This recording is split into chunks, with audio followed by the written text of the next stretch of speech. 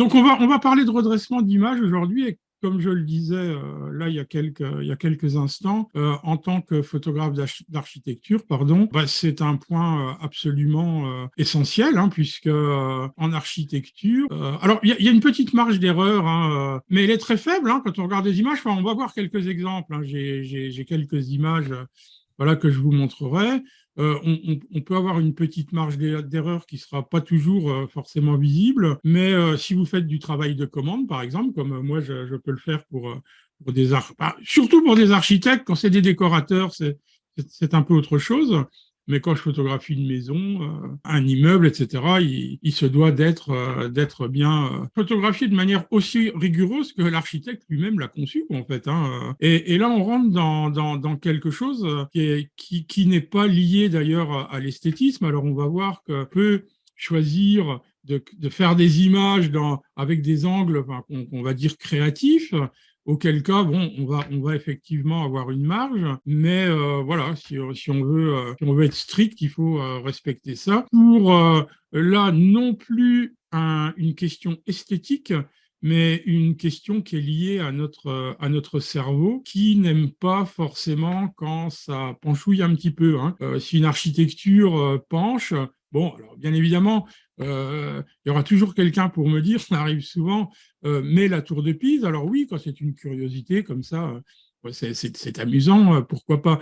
Mais en tout cas, pour l'œil humain, une architecture qui n'est pas droite, ben, c'est quelque chose qui n'est pas stable, hein, puisqu'en fait, dans la signification des lignes, hein, la verticale, hein, elle a une puissance, elle a une stabilité, donc il faut pouvoir la respecter. Je vous dis, la marge d'erreur est très faible, hein, quand on a un œil un peu aiguisé. Moi j'arrive à voir, quand je prends mes images, en les regardant à l'écran, j'arrive à voir pratiquement immédiatement si c'est droit ou pas, hein. Avant de passer à Photoshop, la première chose à considérer, c'est la prise de vue. Alors, il y a deux choses. Il y a la prise de vue, on va parler des objets. La prise de vue, alors j'ai parlé d'architecture, hein, mais j'aurais pu parler aussi de la ligne d'horizon, par exemple, sur la mer, hein. Si ça penche, on a l'impression qu'on va couler, quoi, avec, hein, qu'on est sur un bateau ou quelque chose, et on va finir sur le bord de l'image. Donc ça marche pas non plus. La prise de vue, alors bien évidemment, pour essayer d'avoir déjà quelque chose qui soit bien à ce moment-là, bah, utilisation d'un trépied, hein, ça me paraît absolument fondamental. Il est vraiment rarissime de pouvoir avoir une image bien positionnée à main levée, parce que déjà, tout simplement, on va bouger un petit peu au moment de la prise de vue, même si, avec l'habitude, on essaie d'être bien stable. Donc, un trépied. Bah, l'utilisation dans les appareils photo, maintenant, dans tous les appareils, à partir des appareils de milieu de gamme, hein, qui soient réflexes ou mieux les hybrides, qui, à mon avis, ont plus de capacité à ce niveau-là, c'est d'utiliser tout ce qu'ils nous offrent, hein, horizon artificiel, cadrage, puisque, bon, selon les appareils, on peut choisir différentes lignes, en fait, hein, différents cadres, hein, que ce soit la règle des tiers, il y en a aussi avec des diagonales, etc., etc. Donc, bah, utilisez déjà tout le potentiel que peut vous offrir votre appareil photo. D'ailleurs, et on y reviendra après, je parlais d'horizon artificiel. Bon, pour les appareils qui l'ont, mais en entrée de gamme, ils vont gérer l'horizontalité, hein, la diagonale. Pour les plus sophistiqués, on peut même, ils vont gérer l'inclinaison de l'appareil photo, en fait, hein. Et là, on peut avoir des résultats vraiment, vraiment très bien, hein. Donc, trépied, utilisation de toutes les fonctionnalités possibles dans l'appareil photo. Pourquoi pas aussi, j'en ai un, alors j'avoue, je ne l'utilise pas. On peut retrouver ça aussi sur les trépieds, niveau à bulles, petits niveaux à bulles, là, fluo, qui vont bien, hein, qui en général se mettent sur la griffe porte-flash de l'appareil photo. Et bon, là aussi, ça peut permettre de bien travailler. Plus pratique que souvent, moi j'ai un trépied avec un niveau à bulles qui est ridicule, hein, qui doit faire 2 mm de large, en plus sur le côté du truc, donc ça c'est absolument ingérable, donc j'utilise pas. Puisque je suis dans... Alors, on n'est plus dans le redressement d'image, mais enfin, je fais quand même la parenthèse. Enfin, j'en avais parlé dans ma présentation sur la photo d'architecture, bah, utiliser une télécommande, enfin qu'elle soit filaire ou télécommandée, bah, au moins vous ne toucherez pas votre appareil photo. Parce que bon, si on est en photo d'architecture, souvent on est quand même on ferme quand même relativement le diaphragme. On est à des ISO plutôt très bas, enfin, les plus bas que propose l'appareil, hein, que ce soit 100 ISO, 200, pas selon les appareils, même moins, 64. Donc voilà, on peut avoir un problème de plage dynamique. Donc c'est bien de ne pas toucher son appareil photo. Donc voilà, donc pour terminer sur la prise de vue, ça, mais moi je le vois, hein, j'essaie de prendre toutes ces précautions quand je fais des photos, mais une fois que je les ouvre, donc voilà, je vois mes images, même si j'ai essayé de bien cadrer, etc., etc. Bah, c'est pas toujours droit au final quand je l'ouvre dans Photoshop. Ça, c'est la considération sur la prise de vue. Maintenant, on pourrait parler de l'optique et commencer par une erreur assez commune. Alors, on est effectivement dans ce type d'image sur des optiques plutôt grand angulaires, hein. Alors, on peut utiliser aussi des zooms, hein, pour écraser des plans, etc. Mais bon, on va dire que globalement, on est quand même plutôt sur des grands angulaires, voire des ultra angulaires. Et on reviendra justement sur des cadrages créatifs ou reflétant enfin, une information. Alors, il y a une erreur déjà qui est assez commune, hein, moi je l'entends régulièrement. Une optique grand angulaire est certainement plus sensible au phénomène au problème de distorsion. Alors, il y a des règles optiques, hein, et physiques qui sont immuables. Il y a un autre élément à prendre en considération, c'est la qualité de la construction optique. Et là, bah, vous le voyez bien, hein, il y a des optiques à tous les prix, hein, des moins chères aux plus onéreuses, qui ont des traitements particuliers, qui ont des lentilles asphériques, etc., etc. Les lentilles asphériques, on fait des lentilles asphériques depuis longtemps synthétiques, hein, mais on a aussi de véritables des lentilles donc en verre. Donc là, tout ne se vaut pas, mais en général, bon, on a tendance à penser que les distorsions, donc, qui sont des aberrations optiques, hein, pas des aberrations chromatiques, hein, dont les plus connues, enfin on ne va pas rentrer là-dedans, c'est technique, et puis il y a assez de littérature là-dessus. Donc c'est plutôt la déformation en barillet, hein, qui va tendance un petit peu à bomber le centre de l'image, ou en coussinet qui, à l'inverse, va donner un petit peu l'impression de rentrer l'image. Ces problèmes-là peuvent être réglés aujourd'hui assez facilement, voire facilement, avec des logiciels, hein. Il y en a plein, hein, des XO et autres, qui ont les profils d'à peu près tous les appareils qui existent. En tout cas, bon, quoi qu'il en soit, c'est vrai que ce soit Lightroom, Camera Raw, c'est la même chose. On peut tout à fait gérer ces problèmes de distorsion. Par contre, l'erreur, je reviens sur une erreur assez courante. On entend souvent dire oui, mais mon image j'ai des déformations de perspective à cause du grand angulaire. C'est absolument pas lié, hein, c'est pas lié du tout, puisqu'en fait la perspective, en fait, elle est liée au point pardon, d'observation, c'est-à-dire la distance entre votre appareil photo, enfin, très exactement le plan de votre capteur, l'appareil photo, et votre sujet. Si elle est contrainte, si vous êtes dans un ensemble, par exemple, de grandes tours, comme à la Défense, par exemple, eh bien, vous n'aurez pas le recul nécessaire. Et effectivement, vous ferez des contre-plongées, hein, vous allez lever votre caméra vers le haut, donc votre optique. Et c'est ça, en fait, hein, qui va créer ces lignes comme ça de fuite qui partent vers un point convergent. Alors, plus l'optique va être grand angulaire, plus ça va partir comme ça au loin. C'est lié à ça. Par contre, si vous êtes véritablement vertical, et donc là encore, il n'y a que le trépied qui vous permettra de l'être, en tout cas au maximum, eh bien, c'est d'être parallèle à votre sujet. Et là, vous pouvez avoir n'importe quelle longueur focale, eh bien, vous n'aurez pas de déformation. Moi, je me souviens, il y a pas mal d'années déjà, j'avais du Nikon à l'époque, alors APS-C, donc j'avais un 35 mm dessus, donc bon, si on fait le coefficient multiplicateur, et j'étais devant la Tour Eiffel, donc coucher de soleil, hein, enfin heure bleue, j'étais sur un trépied, bon, je respectais bien mon truc et tout, mais j'avais été étonné. J'avais la tour Eiffel qui était du côté droit sur mon image. Elle était quand même super déformée, quoi. Ça m'avait étonné pour une optique qui est quand même, bon, qui est pas un ultra, qui est pas un grand angle d'ailleurs, hein, puisqu'on considère que c'est voilà, à partir de 28, 24. Donc voilà, pensez bien à ça. C'est que si vous êtes bien parallèle par rapport à votre sujet, vous aurez pas ou peu, à part bien évidemment les distorsions. Les grands angulaires, d'ailleurs, ont généralement le défaut d'être bon, bien au centre, bien autour du centre, mais par contre, les bords, souvent, c'est pas terrible. Moi, j'utilisais un 10-24 dont j'étais assez content au niveau de la qualité, mais par contre, les bords flous, déformés, ce qui n'arrive plus. Alors, je terminerai la parenthèse là-dessus avant de passer à Photoshop.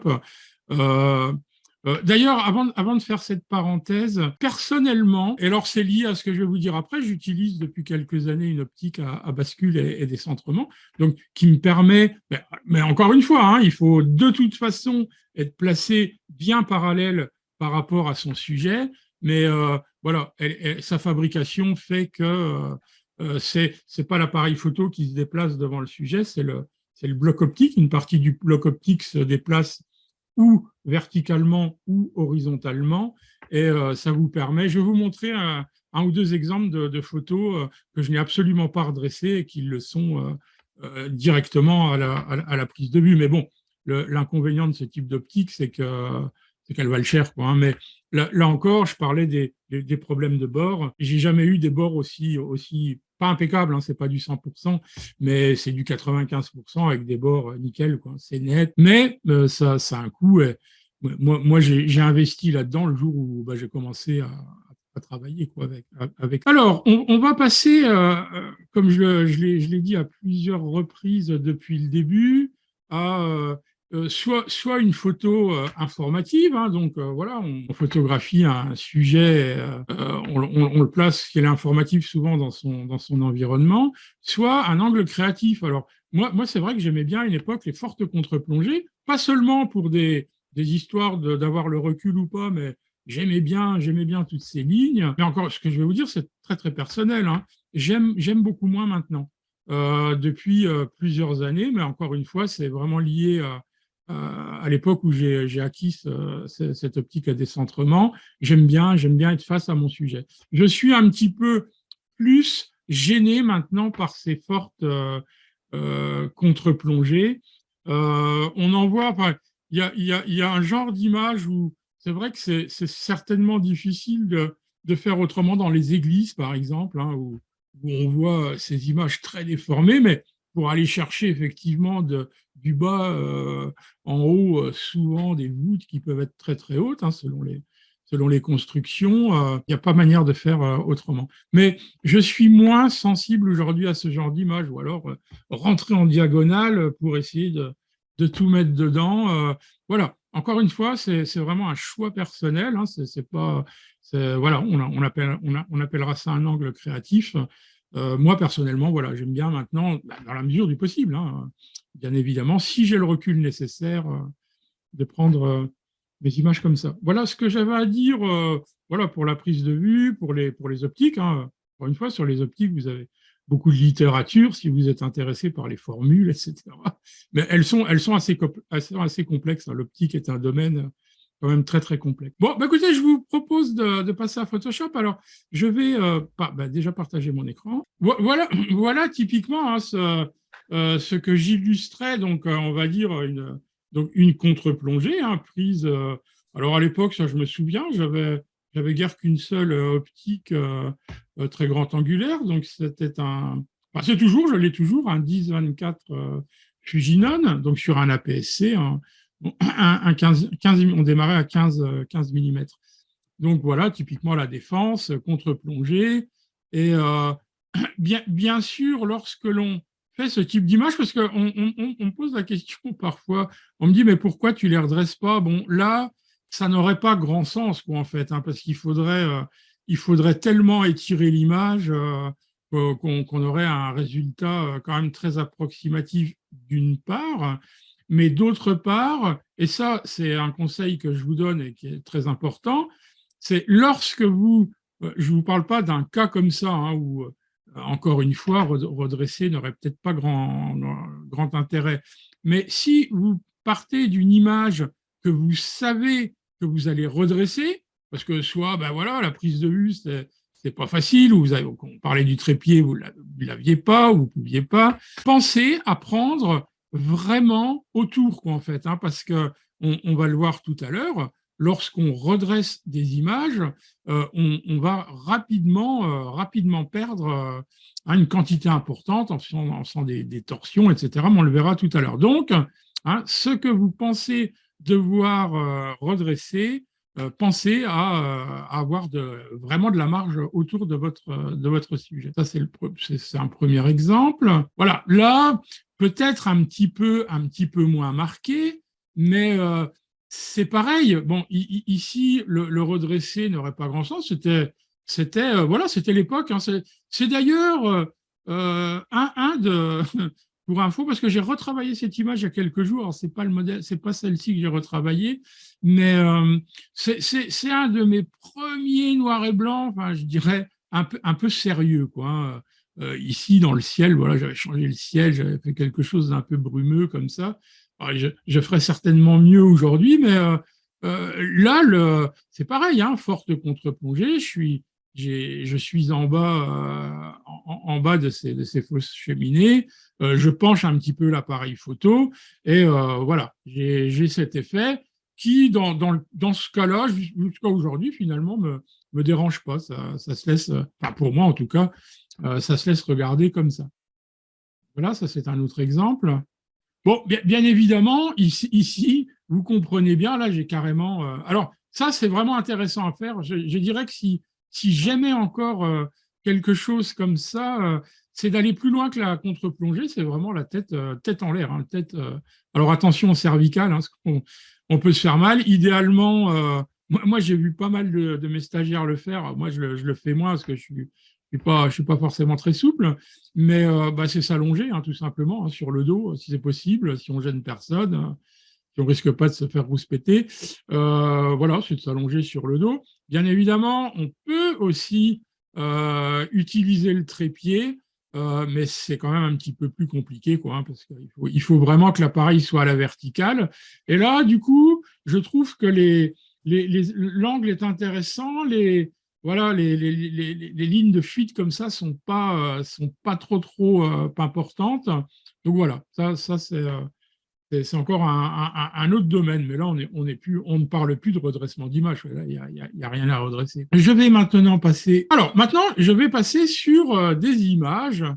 Une première. Alors, je vais d'abord. Et ensuite, j'ai quand même de temps en temps, je fais quand même quelques photos de paysages.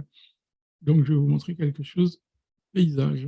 Alors ici, ben voilà, c'est l'exemple du. Je parlais d'images que j'ai fait avec mon optique à bascule et décentrement. Ici, rien n'est redressé. Alors c'est pas 100% parfait peut-être ici, mais bon, c'est quand même bien.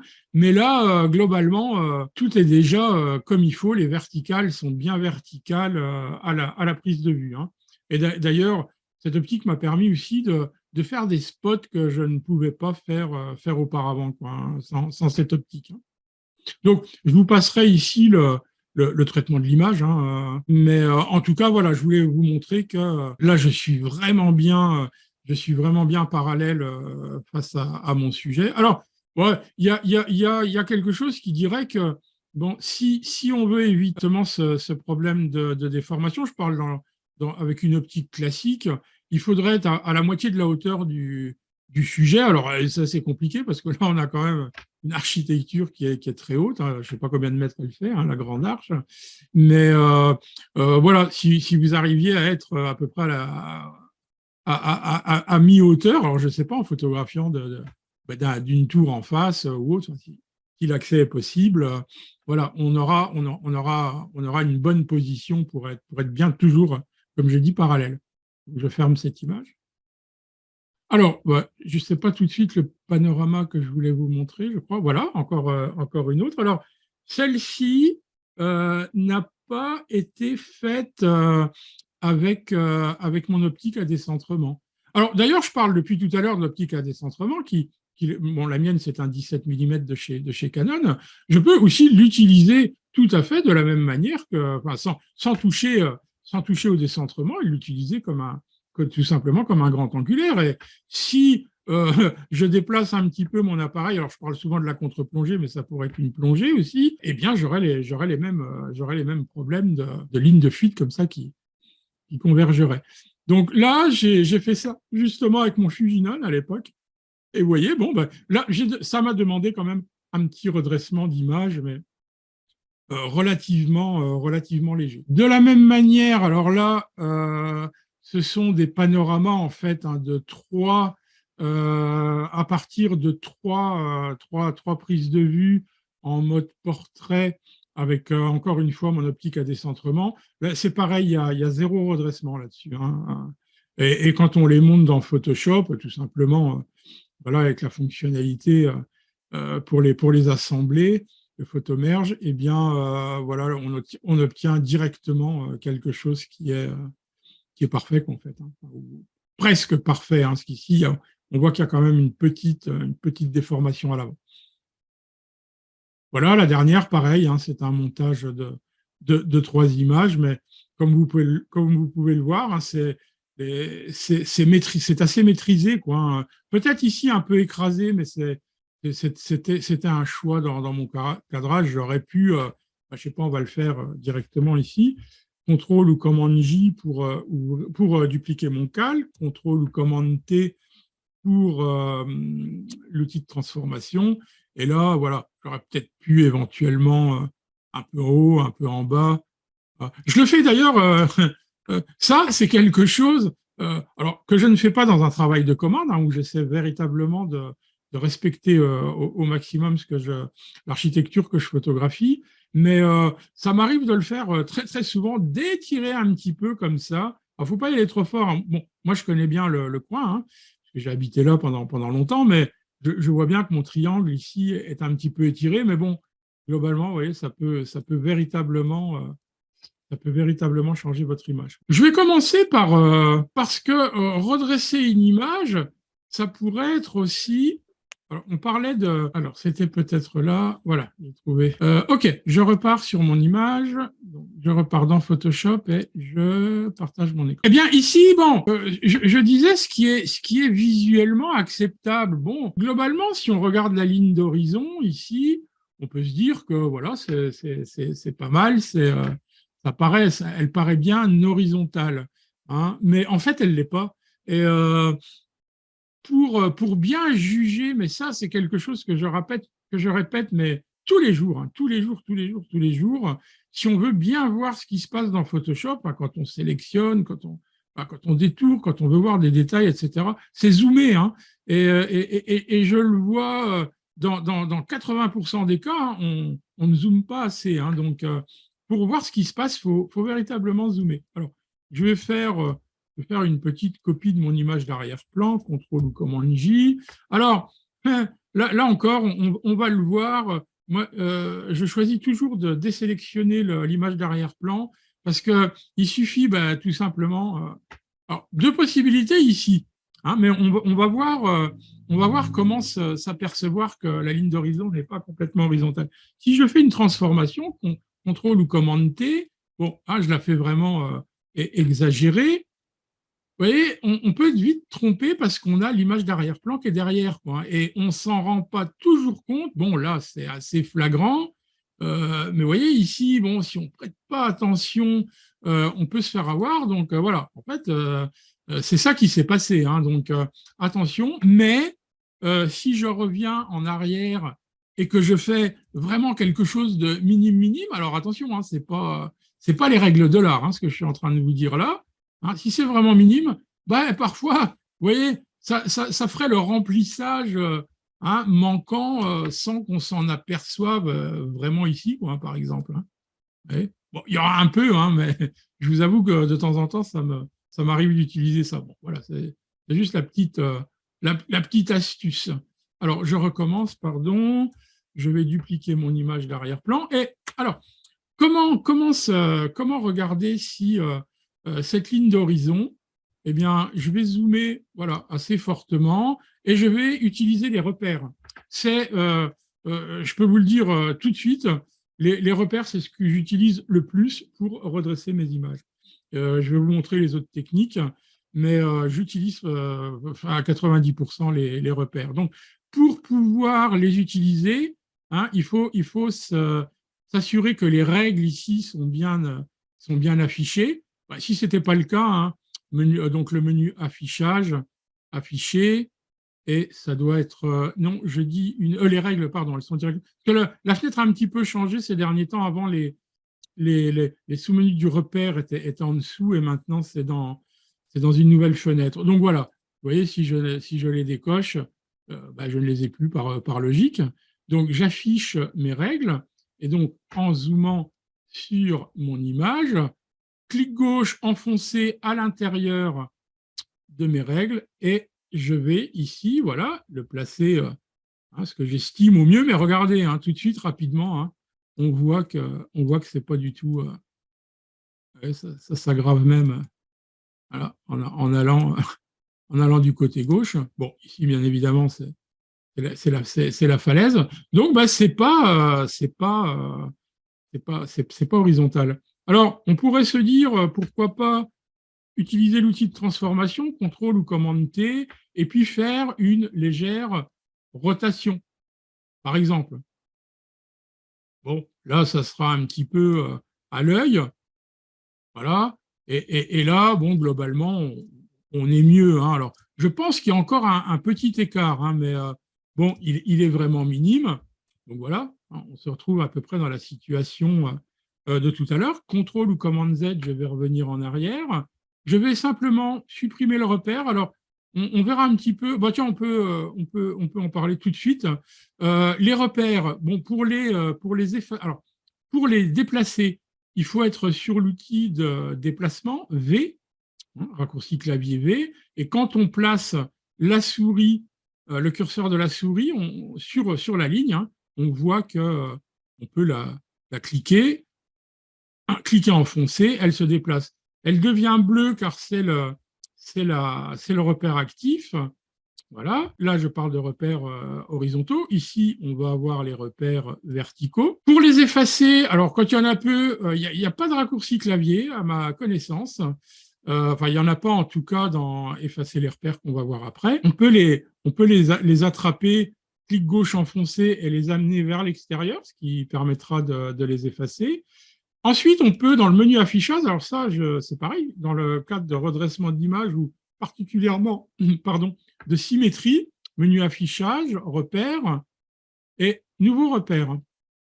Alors, on peut choisir la couleur du repère. C'est vrai que souvent, enfin, la couleur de base, c'est le cyan, mais bien évidemment, ça dépend, qui fonctionne dans énormément d'images. Hein. Mais bon, c'est sûr que si vous aviez une image avec un fond cyan, il vaudrait mieux choisir une autre couleur. Donc, je vais prendre le cyan. Et ben, ici, on a une possibilité de placer des repères. Alors, il y a différentes possibilités en pourcentage, et c'est ce qu'on va faire en pixels, position en pixels. Si je voulais me dire, par exemple, que je voulais placer, allez, je voudrais chercher le point central de l'image, mais comme je suis un petit peu paresseux, alors je pourrais me dire que je pourrais calculer, hein, je vois que mon image, elle fait 6000 pixels, je vais annuler pour l'instant, ou image, taille de l'image, hein, on voit qu'elle fait 6000 pixels. Bon, déjà, si je voulais tracer un premier repère vertical, je pourrais choisir 3000 pixels, elle se placerait. Mais parfois, on peut avoir des tailles un petit peu plus exotiques, et encore une fois, moi, je n'ai pas envie de calculer, donc affichage, repère, nouveau repère. Donc, on va choisir pour l'instant, bon, parler de la verticale, et on va la mettre à 50%, tout simplement. 50%, donc je remets le repère de couleur cyan, ok, et donc voilà, il s'est placé exactement au milieu de mon image. Donc, dans le cas présent, ça ne me sert pas à grand-chose, mais quand je fais de la symétrie, par exemple, j'aurai toujours forcément un repère vertical en premier lieu, hein, je dirais.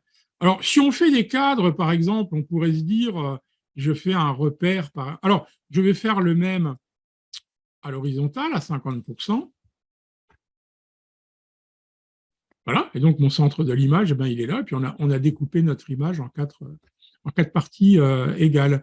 Donc, je vais affichage, donc pour les effacer, hein, encore une fois, si on a beaucoup, on peut le faire uniquement par repère et effacer repère. Vous voyez, il y a pas de effacer repère, pardon. Vous voyez, il n'y a pas de raccourci clavier. Et donc là, ça va les supprimer tous. Je reviens en arrière, commande Z, CTRL Z. On peut masquer temporairement les repères.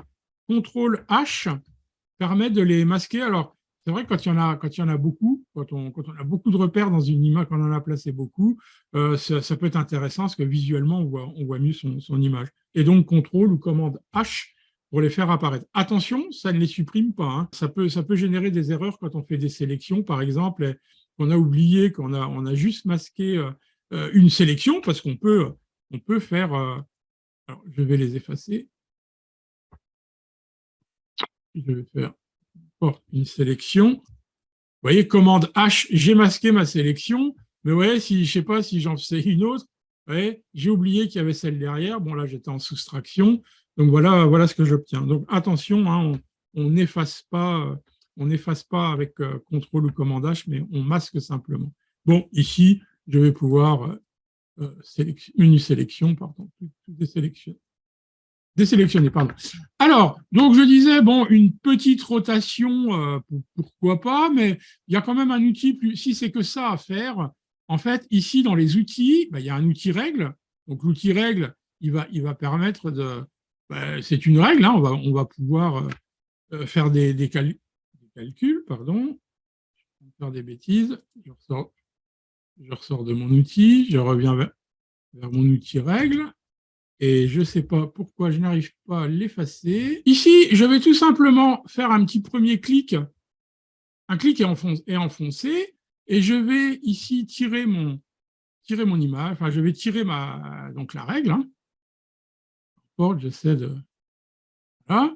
Je vais me placer. Je vais arrêter à peu près ici. Hein. On a les montagnes. Voilà, on essaie d'être. Alors, c'est pareil, hein, ça ne sera pas au millimètre près. Je relâche. Hein, donc, j'ai bien tiré un trait. Et vous voyez ici, j'ai une possibilité de désincliner le calque.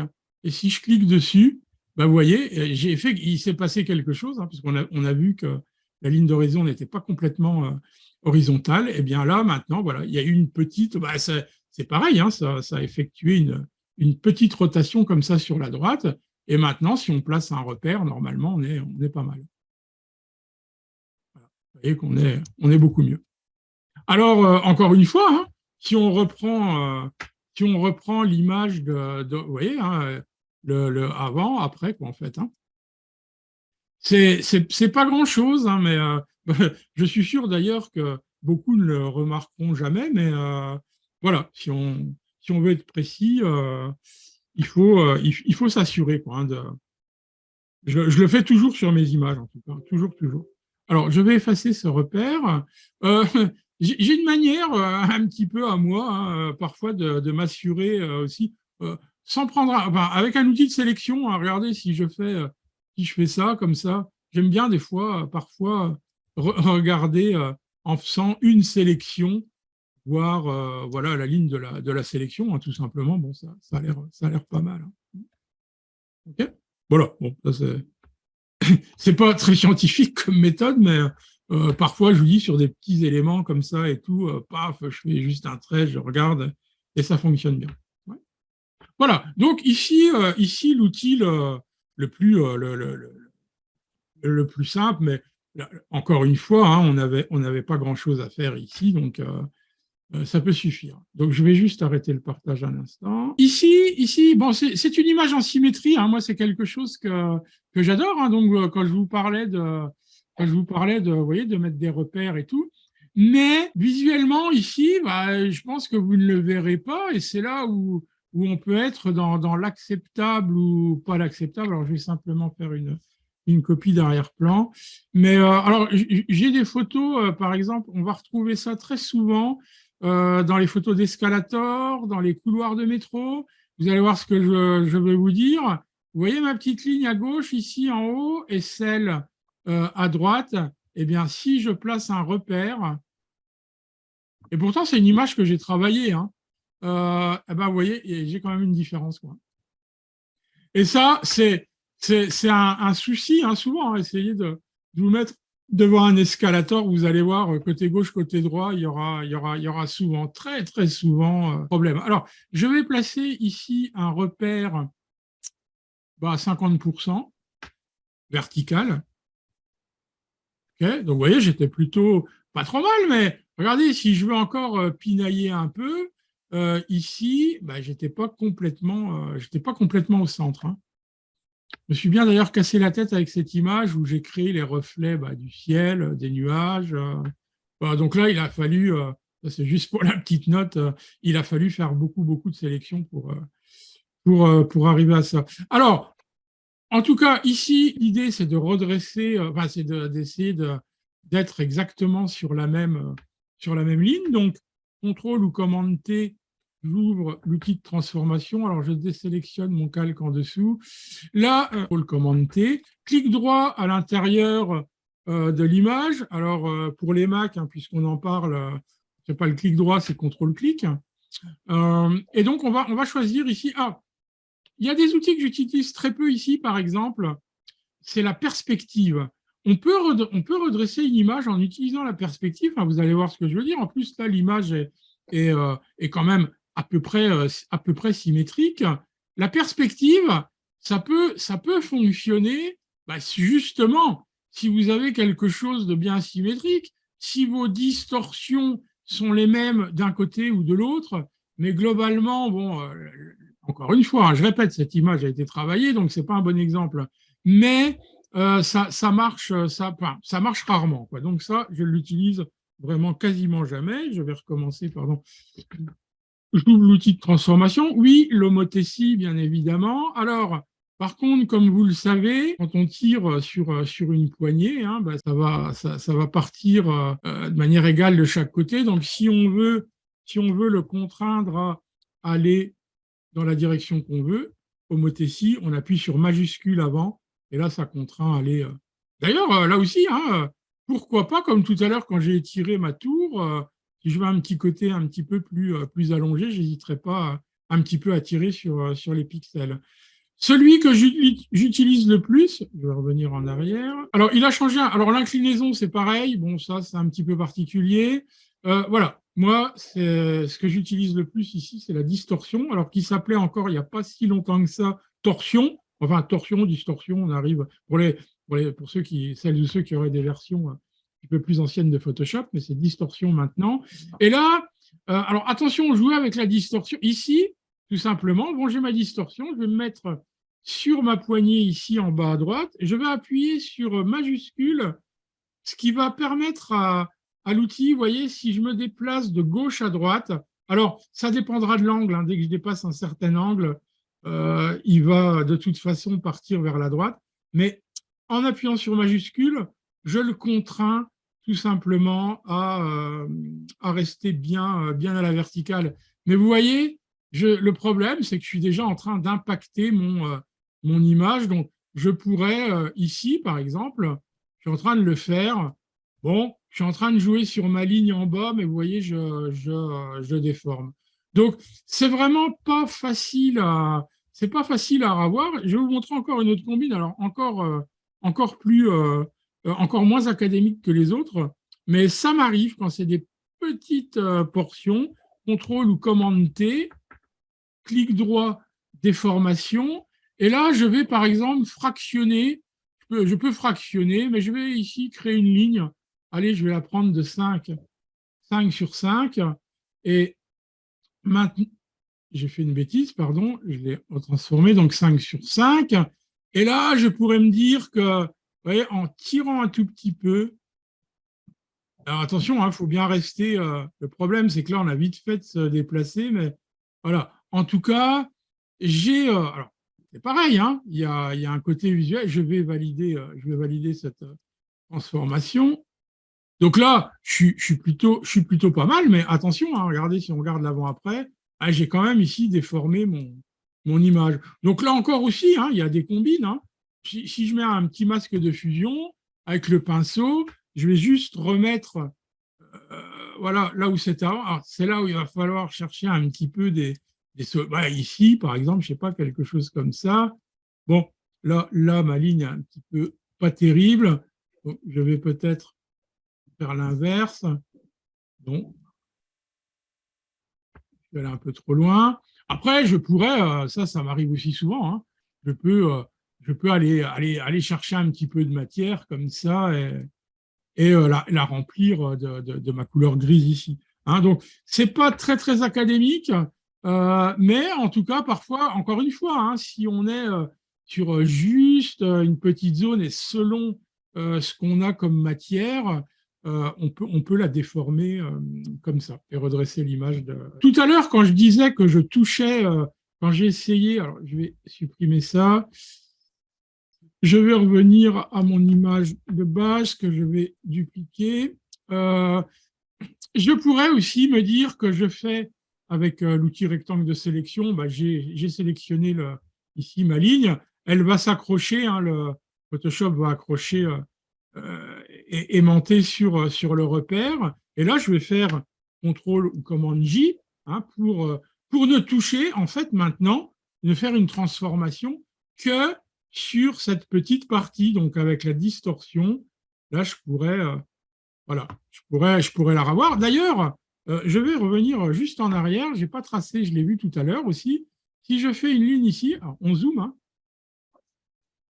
on pinaille, hein, on est vraiment, alors V transformation, je vais le replacer ici, voilà, juste à la pointe en bas. Ouais, j'ai quand même un petit écart. Et là, du coup, CTRL ou commande T, clic droit, distorsion, et voilà, on y va vraiment pas trop fort, trop fort. Ce qui aura aussi pour but bah, de m'améliorer un petit peu. Vous voyez, on est un petit peu mieux. Je n'ai pas osé aller trop loin parce que, voyez, on a vite fait de déformer. Enfin voilà, de temps en temps, c'est des petites choses que j'utilise comme ça. Si je me dis que bon, visuellement, ça va pas être trop visible, pourquoi pas, quoi. Pourquoi pas. Mais si on veut véritablement respecter la structure, euh, je peux même m'amuser à peindre, à prendre un bout ici en haut et puis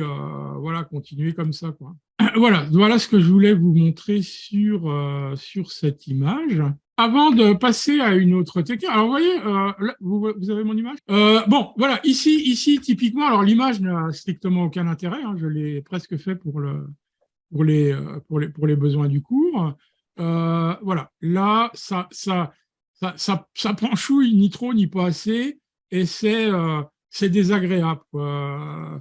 On le voit à l'œil nu hein, ici. Hein, on voit bien que l'arche n'est pas bien parallèle par rapport au bord de l'image. On voit que cette tour aussi, elle part un petit peu, elle part un peu vers la gauche. Bon, ici, à gauche, c'est pareil, hein, c'est pas redressé. Et si on y prête attention, alors je connais le fichier, mais si je place un repère ici sur le haut de l'escalier, voilà, on voit que c'est pareil, hein, il y a une différence. Alors, bien évidemment, à l'œil nu, c'est minime hein, et ça se verra peut-être pas. Donc, je vous rappelle ce que je vous disais tout à l'heure, en tout début, c'est avoir suffisamment d'espace hein, pour pouvoir, comme on va perdre un petit peu, on a l'espace ici nécessaire autour. Alors ben là, c'est pareil, hein, je vais placer des repères. Alors, je vais vous montrer deux méthodes hein, ici.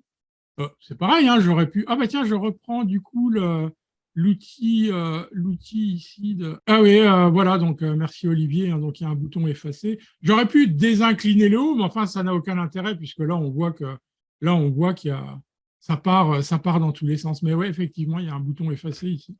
Merci Olivier. J'avais vu désincliner, j'ai pas vu le bouton juste à droite. C'est un objet dynamique.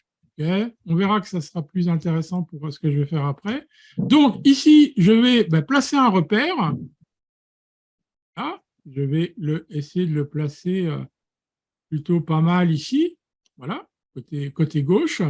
Et partout où je vois que ça part, alors souvent d'ailleurs, hein, au centre de l'image, hein, c'est mieux. Hein.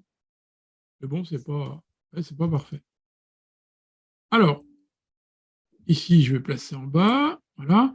Alors, vous allez me demander, vous pouvez me demander, on me pose la question parfois, pourquoi je place le repère au bord ici, de ce côté? Tout simplement parce que, on va le voir après, quand je vais faire une torsion sur la gauche pour redresser, ma ligne, du coup, la structure va se placer juste au bord de la ligne. Si je fais l'inverse, si je fais ça, en fait, ma ligne ne sera plus contre le bord de ma structure. Enfin, on va le voir là.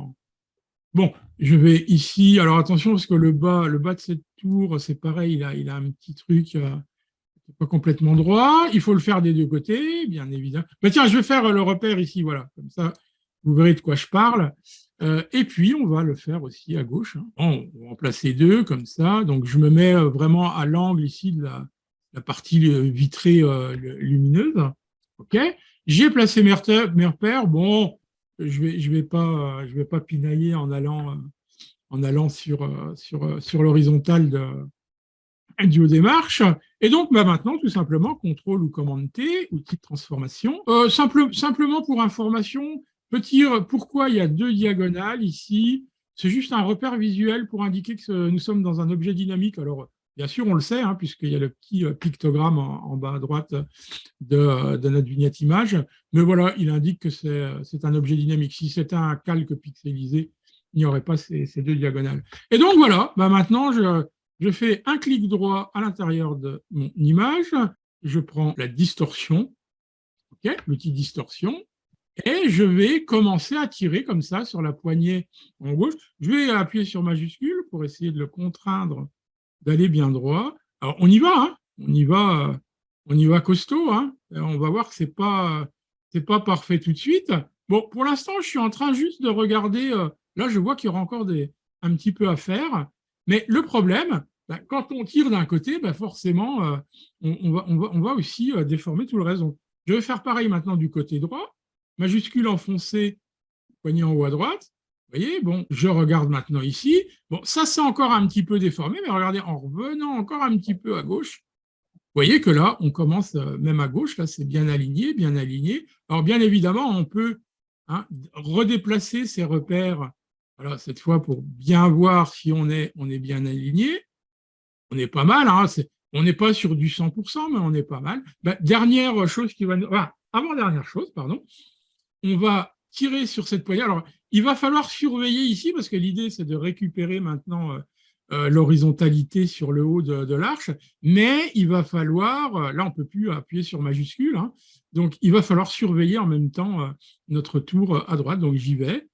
Là, je regarde. Alors, je m'intéresse d'abord à regarder je me concentre sur le haut de mon arche.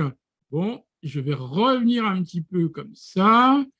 Ici, on est pas mal, on est pas mal, on est pas mal. Et ensuite, alors, il se passe une chose, clic droit, homothétie. Pourquoi? Parce qu'en fait, d'avoir fait des torsions à gauche, à droite et à gauche, on a écrasé un peu notre image. Hein. On l'a même pas mal écrasé. Donc l'idée, mais là c'est pareil, hein, ça sera pas un calcul vraiment scientifique. On va un petit peu étirer l'image soit vers le haut, ce que je ne souhaite pas parce que j'aime bien avoir un peu d'aération entre ma structure et le bord de l'image. Donc là, j'ai du ciel. Ici, en bas, j'ai rien d'intéressant. Et donc, je vais tirer vers le bas, majuscule. Comme ça, je vais un petit peu réétirer l'ensemble. Voilà, à peu près. En gros, il faudra à peu près avoir les mêmes espaces que les torsions que j'ai pu faire sur le côté. Voilà. Une fois que j'estime que c'est droit, je valide. Et voilà, mon image est plutôt pas mal redressée. Alors, il y aura un petit quelque chose peut-être à faire encore ici. C'est pas parfait. On va s'en assurer. Ouais, il y a encore un petit quelque chose. Bon, je pense que là, on est pas mal, mais c'est pareil, hein, c'est ce que je vous disais. C'est pas du calcul scientifique, mais on a quelque chose qui est maintenant tout à fait acceptable. Je vais revenir parce que j'aurais pu commencer en fait alors, je rouvre mon image.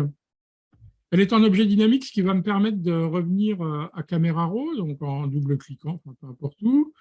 Voilà, je clique dans la vignette. Alors, on parlait tout à l'heure hein, des problèmes optiques. Hein, donc, ici, que ce soit Camera Raw ou Lightroom, on peut on peut utiliser les corrections de profil, mais en fait, j'utilise ça jamais.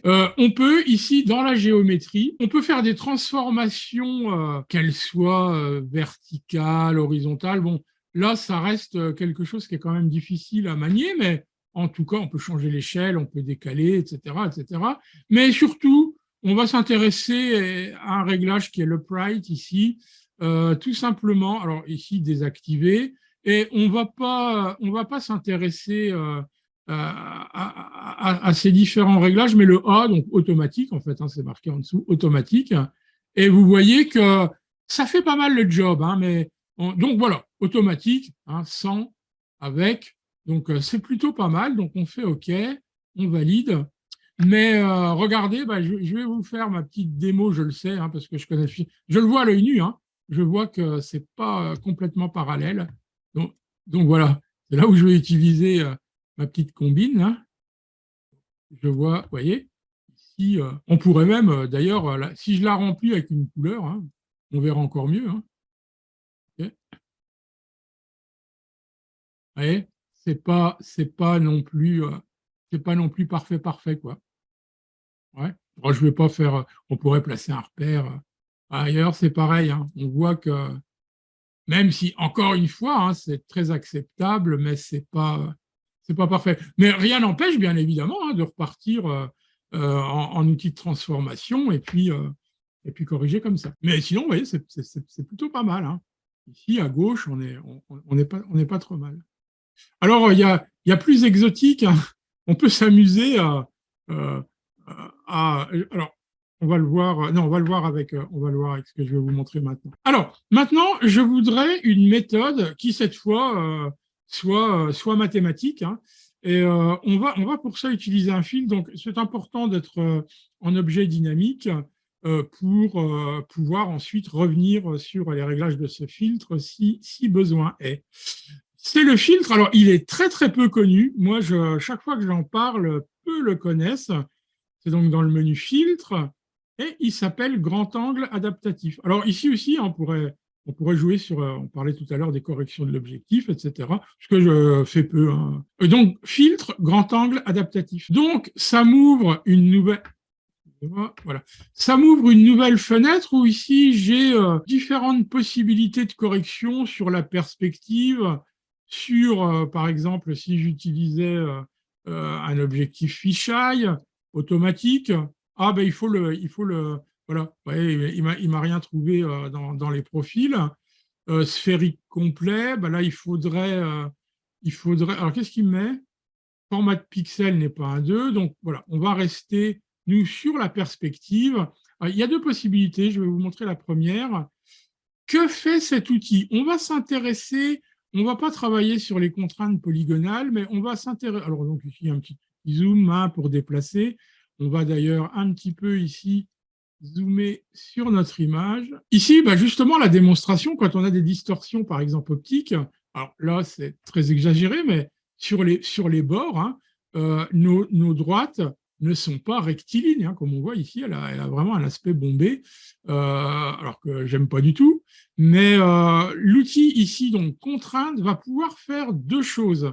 La première, si je fais un clic gauche enfoncé, et vous voyez, hein, il suit ma ligne, hein, tout ça, là, il trouve la courbure. Je vais me placer de l'autre côté, je ne suis pas obligé d'être bord-bord. Hein.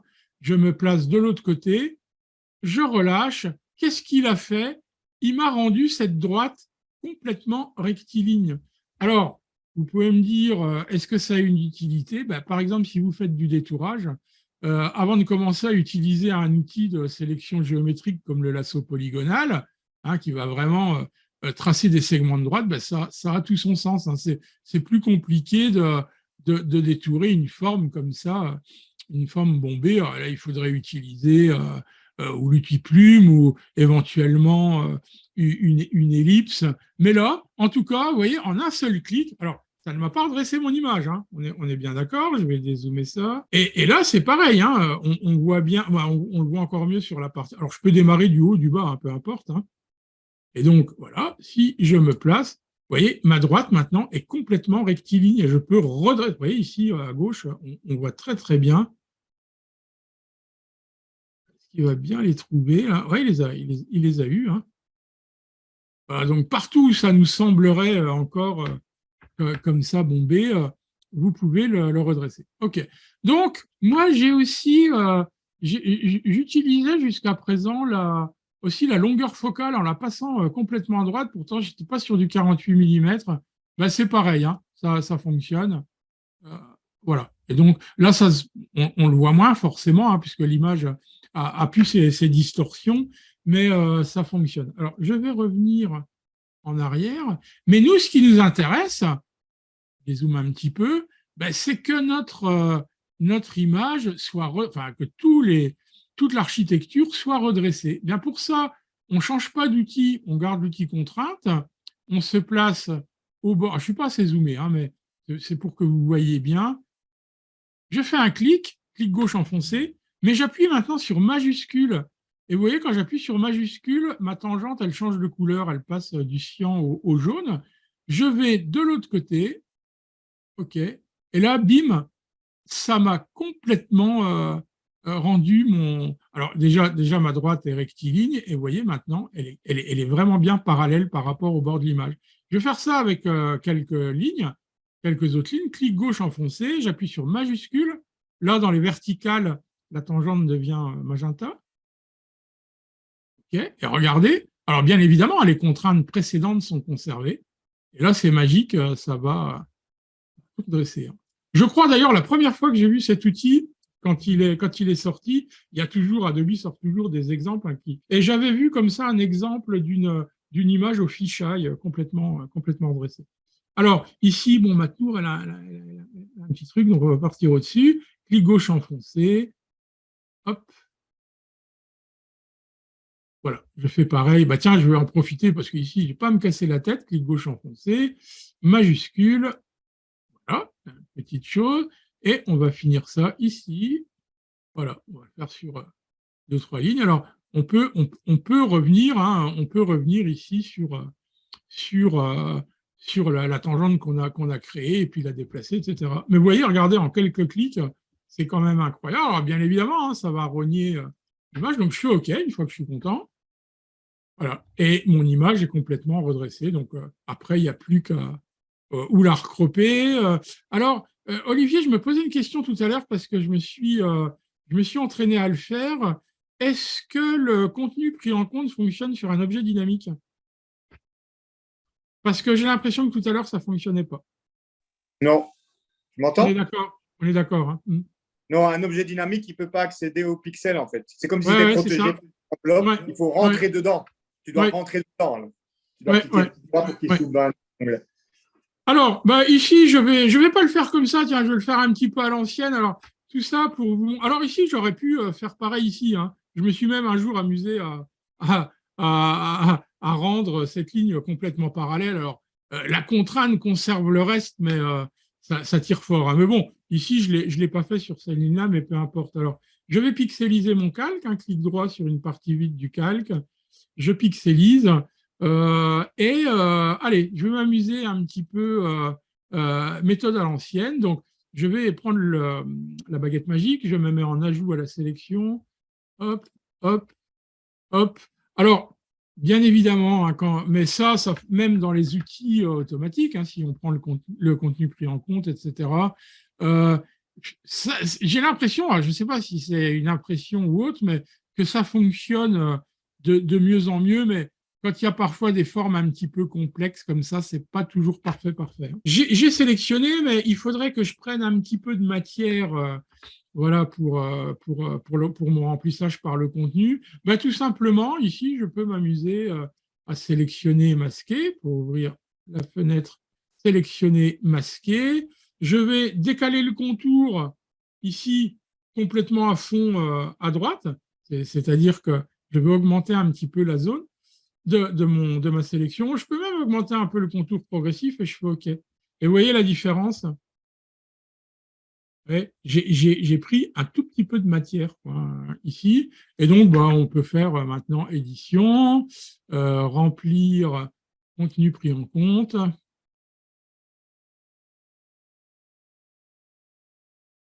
Donc, il calcule. Bon, c'est pas. Bon, bien évidemment, hein, sur des parties comme ça, assez neutres, ça sera fastoche. Bon, vous voyez, ici, c'est pas parfait, parfait, quoi. Mais bon, voilà, ça fait quand même une partie du job. Donc, vous voyez, l'outil grand angle adaptatif, hein, c'est vraiment un outil très, très puissant. Alors, je vais vous montrer deux dernières. Donc, voilà, hein, je vous dis, globalement, les repères, parce que j'adore utiliser les repères, je vous dis, pour les symétries, voilà, pour faire des placements très, très précis. Ensuite, dans certains cas. En fait, le grand angle adaptatif, ça sera dans certains cas, mais voilà, dans une image comme ça, il faut comprendre un petit peu son image. Hein, c'est avec l'habitude qu'en fait, hein, on se dit, bon, on va pouvoir. Alors, comment passer en objet dynamique? Oui, Jacques. Alors, je repartage mon écran. Je reviens sur Zoom, j'annule. Vous avez mon écran. Comment passer en objet dynamique? Alors, pour passer en objet dynamique, alors là, j'y suis. Hein, le contraire, donc, c'est clic droit dans une partie vide du calque, pixeliser le calque. Donc là, j'ai un calque en pixels. Et si j'avais un calque, si j'étais démarré avec un calque en pixels, clic droit, convertir en objet dynamique. Voilà. Et tu le vois avec la petite icône qui est ici en bas à droite de ta vignette image. Alors, je vais arrêter le partage un petit instant. Je vais fermer je vais ouvrir des fichiers Nikon que m'avait aimablement à l'époque donné un de mes stagiaires. Alors, je dirais de l'utilité, mais bon, ça va nous permettre de voir quelque chose, des points que j'ai pu aborder tout à l'heure. Ici, bon, je pense qu'on est un Nikon avec, je crois, le 1424. Et évidemment, bon, bah là, il y a une telle contre-plongée que voilà le résultat. Alors, première chose que je disais à un moment donné, avoir suffisamment d'espace, parce que vous voyez, quand on va, si on va la redresser, hein, si on va là, vous voyez, on va étirer toute cette partie-là. Alors, bien évidemment, on va perdre une partie ici, et de l'autre côté, ça sera pareil. Alors, je vais y aller, contrôle ou commande T. Hein, c'est ce que je vous disais hein, tout à l'heure. Je parlais de la perspective. Vous voyez, je ne vois pas les mêmes inclinaisons d'un côté et de l'autre. Vous voyez, je pourrais me dire, allez, j'essaye ça. Bon, déjà, vous voyez, bon, c'est pas mal, ceci dit. Hein. Voilà, ça mériterait un petit peu ici. Et puis après, bien évidemment, de fortement les tirer, mais on perd complètement la hauteur de cette tour hein, que je connais bien, hein, qui est très très haute. Et ça va avoir qu'un intérêt limité, quoi, en fait. Hein. Mais je vais regarder, je vais le faire très rapidement au grand angle. Ah, je vais effacer mon repère. Si je le fais donc au grand angle adaptatif, voilà.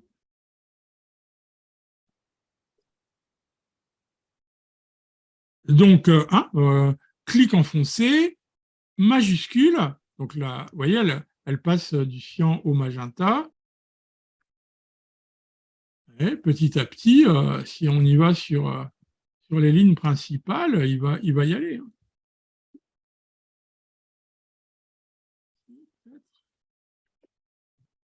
Faudrait voir lesquels encore. Okay.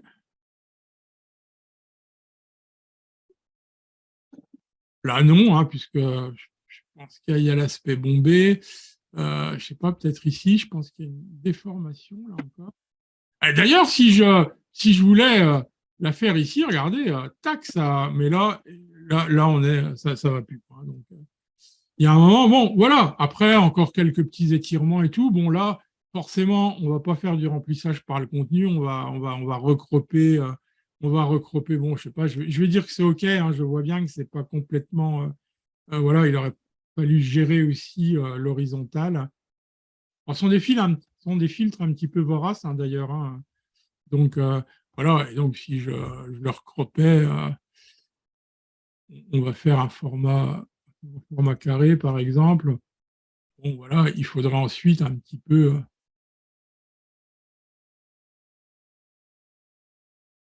Voilà. Mais c'est plus la même image, en fait. Hein. C'est plus la même image.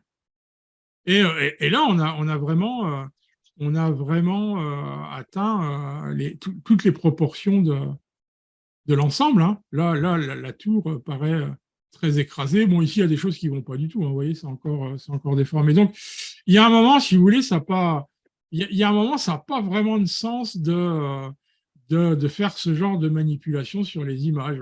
Dites, bon, ok, j'ai fait un angle créatif. Hein. Mais ça, pour moi, encore une fois, je reviens sur la vision humaine. Bon, là, c'est très fort, hein, la contre-plongée est quand même très forte, donc pourquoi pas. Mais moi, j'adhère plus tellement à ce genre d'image, quoi. Mais encore une fois, hein, c'est par goût personnel. Alors j'en ai une autre hein, qui, de la même manière, là c'est pareil, hein, bah, pas mal de problèmes, mais là c'est quelque chose qui est pour moi qui est pas stable, quoi. Et ça va pas. Après, je ne discute pas le côté créatif. Alors tiens, on pourrait, alors bien évidemment ici, hein, la partie devant là, on voit bien qu'elle n'est pas rectiligne. Donc là, forcément, un grand angle adaptatif gérerait mieux cette ligne-là. Mais voilà, bah, on va voir ce qu'on perd d'ailleurs avec les repères. Alors là, on va les placer comme ça. Comme ça.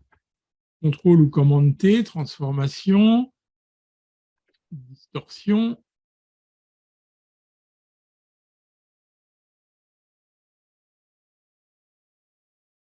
À la rigueur, c'est presque mieux que la précédente qu'on vient de faire. Ah, on peut vérifier un petit peu où on en est aussi. Hein. Ah, bien des choses, hein, bien évidemment, on va avoir des choses qui ne sont pas forcément logiques. Je pourrais éventuellement essayer de placer un repère ici et puis voir si je ne peux pas voilà, remonter un peu comme ça en gérant mes autres lignes. Et petit à petit, hein, je pense qu'on peut arriver à quelque chose ici, du coup, qui est mieux quoi, que ce que je pensais d'ailleurs. Voilà, on peut revenir un peu là. Il faut à chaque fois les replacer, hein, replacer ses repères. On peut vérifier là, ici, si on a une, une horizontalité, ce qui n'est pas encore le cas. De toute façon, on le voit bien. Hein. Mais voilà, on est pas mal. On est pas mal. La difficulté sera, alors je ne vais pas chipoter, comme diraient certaines et certains ici, mais bon, on a fait le job. Hein. Par contre, il y a quand même une chose à prendre en considération quand on redresse des images, surtout en forte perspective, c'est que, ben, je ne sais pas, bon, ici, ça sera moins visible et la déformation, mais je ne sais pas, il faudrait que je revienne à, je ne sais pas, je vais rouvrir la précédente peut-être plus visible.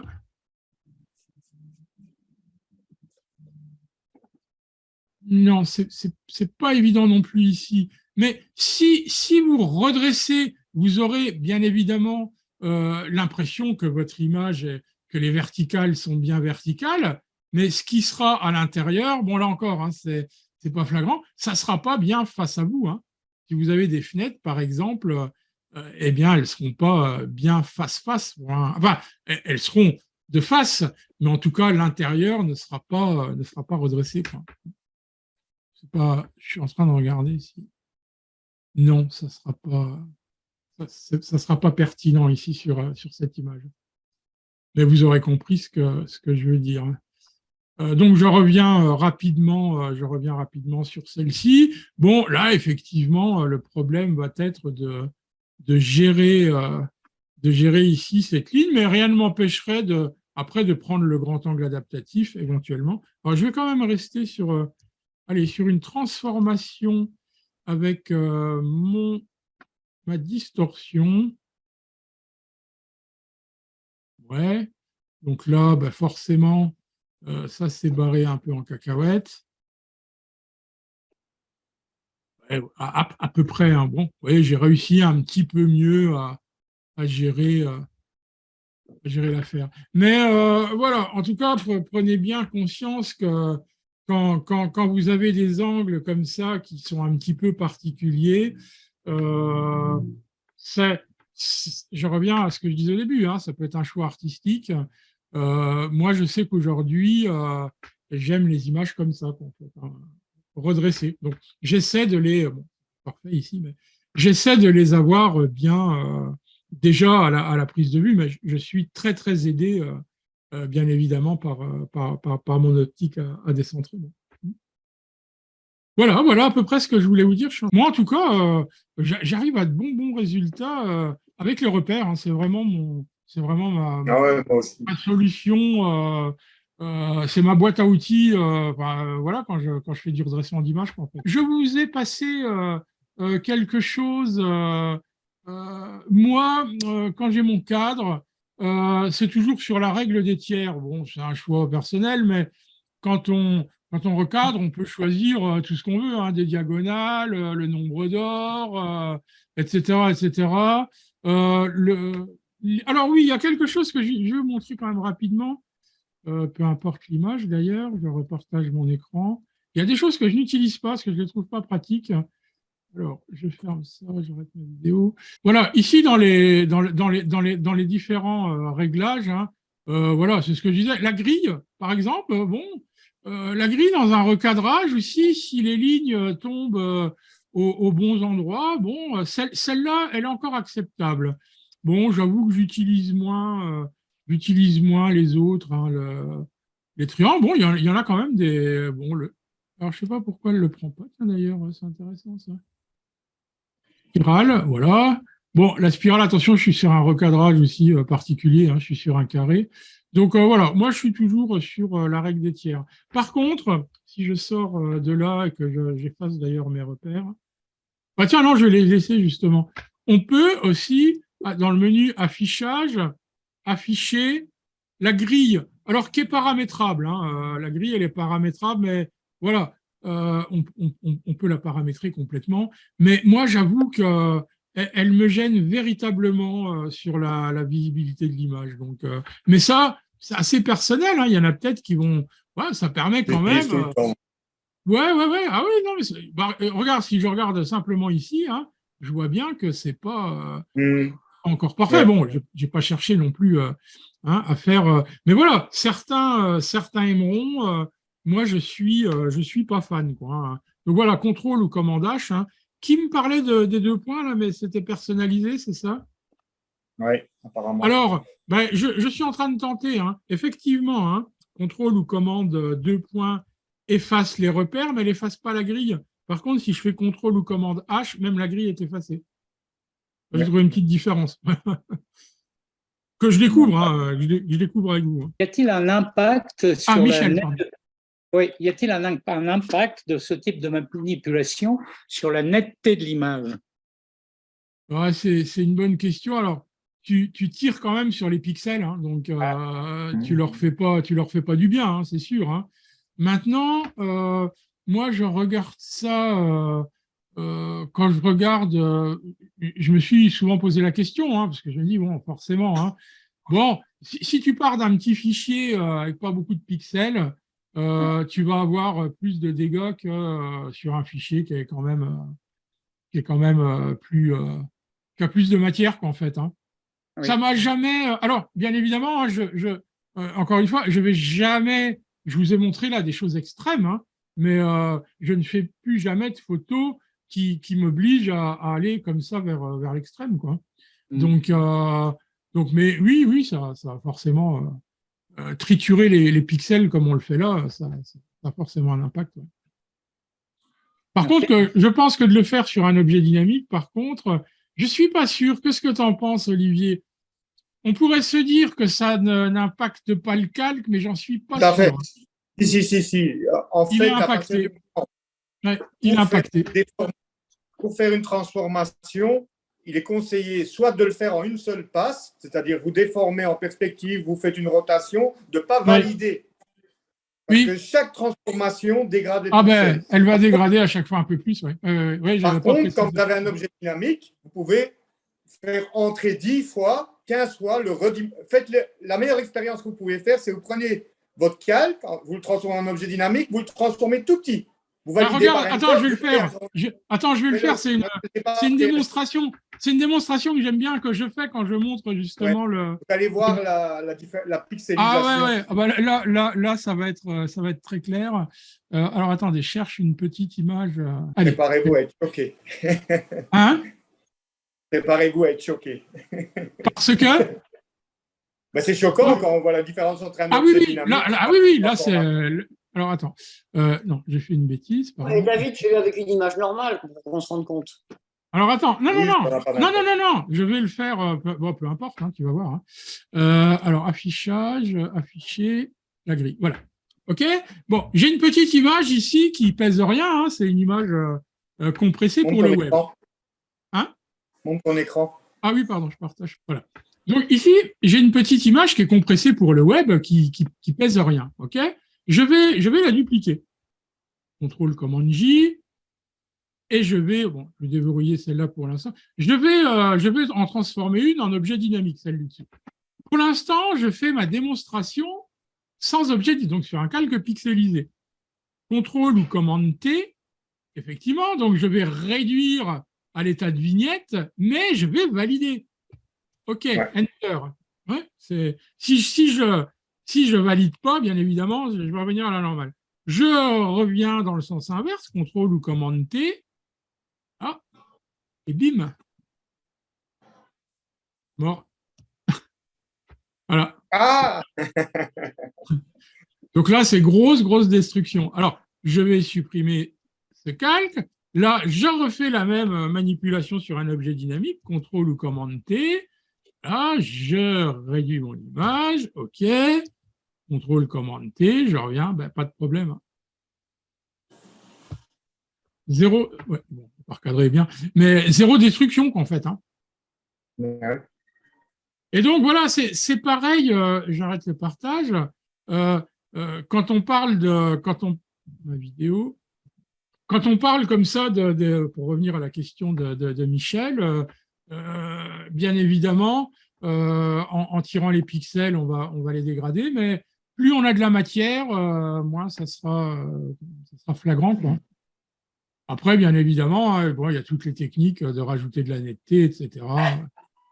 C'est pour ça que rajouter la netteté doit se faire idéalement en dernier dans le workflow. Oui, c'est ça, oui. Bah, oui. Il ne faut pas avoir déjà renforcé la netteté qui, entre guillemets, augmente le contraste et puis encore déformer les pixels. Il faut le faire vraiment en dernier. En parlant de valide. Pardon, Michel. Je pense notamment aux photos d'exposition d'architecture où tu fais en 60-90. Oui. Et après le travail de redressement, qu'est-ce qui reste? Donc, ce que j'ai retenu, c'est qu'il faut travailler en objet dynamique. En objet dynamique. Oui. Essentiellement, ouais, absolument. Malheureusement, tu ne peux pas tout conserver en objet dynamique. Hein. Il y a un moment où… Ah oui. Voilà. Mais bon, il faut avoir en tête, entre guillemets, ce que tu… À un moment, bon, je vais m'occuper du redressement et après, je ne vais pas m'amuser à redresser 15 fois la photo. Quoi, hein. Si après, tu commences à appliquer le filtre, tu ne reviens plus à l'étape de redressement, quoi, hein, normalement. Oui, tout à fait.